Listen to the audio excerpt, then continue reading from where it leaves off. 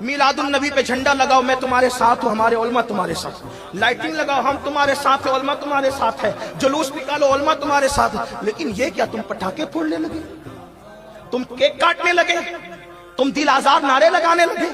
نہیں، جلوس میں کسی کے خلاف نعرہ نہیں لگے گا، جلوس میں کسی کا دل نہیں دکھایا جائے، موقع اور بھی علیحدے کرنے کے، لیکن جس دن رحمت للعالمین کا جلوس ہوگا اس دن چلیں گے اس انداز سے کہ دنیا پکار اٹھے 1400 سال کے بعد ڈسپلن کا یہ عالم ہے تو مدینے کی گلیوں میں آمنہ کا لال کیسے چلتا ہوگا ہمیں۔ اور پھر آپ سے کہتا ہوں ڈی جے ایسے لگاتے ہو، مریضوں کا خیال ہے معاذ اللہ، نہ بیماروں کا خیال ہے نہ پڑھنے لکھنے والوں کا خیال ہے۔ یاد رکھنا علماء اہل سنت نے کسی بدعت کی کبھی تائید نہیں کی ہے، اور یہ جو کیک کاٹنے کا سلسلہ لائے ہو، کوئی 50 کلو کیک بنا رہا ہے، کوئی 200 کلو کیک بنا رہے ہیں، اگر کیک بطور تبرک فاتحہ کے لیے لائے ہو تب تو ٹھیک ہے، لیکن کاٹ رہے ہو، تم کاٹ رہے ہو، کیا تمہاری ولادت کا دن شرم نہیں آتی تمہیں کیا حق بنتا ہے؟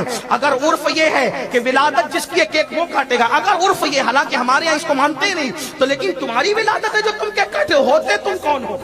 تمہیں کیا حق پہنچتا ہے؟ کوئی کتنا ہی بڑا بزرگ ہو، ولادت مصطفیٰ کے موقع پہ اگر عرف یہ ہو، میں یہ کوئی حکم نہیں لگا رہا ہوں، اگر عرف یہ ہو کہ جس کی ولادت ہے وہی کیک کاٹے، اگر عرف یہ ہے تو پھر نہ مجھے حق ہے نہ تمہیں حق۔ اور رسول اللہ نے تو یاد رکھنا عبادت بھی یہود و نصارہ کی طرح کرنے کی اجازت نہیں دی۔ تم نبی کا میلاد یہودیوں کے طریقے مناؤ گے؟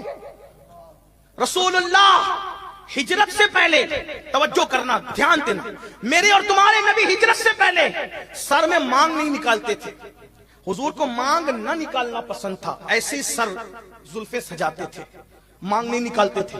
جب مدینہ شریف ہجرت کر کے آئے تو دیکھا کہ یہودی مانگ نہیں نکالتے ہیں، اللہ کے رسول علیہ السلام نے مانگ نکالنا شروع کیا۔ کیوں؟ تاکہ کنگھی کرنے میں بھی یہودیوں کی مشابہت نہ ہو جائے۔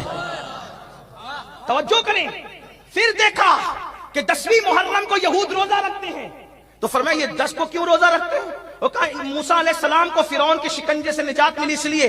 فرمایا موسیٰ تو ہمارے نبی، ہم ان سے زیادہ خوشی منانے کے حقدار ہیں، ہم بھی رکھیں گے لیکن ان کی مخالفت کریں گے، ہم صرف 10 کو نہیں رکھیں گے، 9 کو بھی ساتھ میں رکھیں گے تاکہ یہودیوں سے ہم الگ ہو جائے۔ جو نبی نے عبادت میں ان سے مشابہت گوارا نہ کی، کنگھی میں مشابہت گوارا نہ کی، مسلمانوں بتاؤ تم گناہ میں ان سے مشابہت کر رہے ہو، بدعتوں میں ان سے مشابہت کر رہے ہو، شادی کا موقع ہو تو نچنیوں کو نچاتے ہو، فضول خرچی کرتے ہو، اللہ اکبر ڈھول بجاتے ہو۔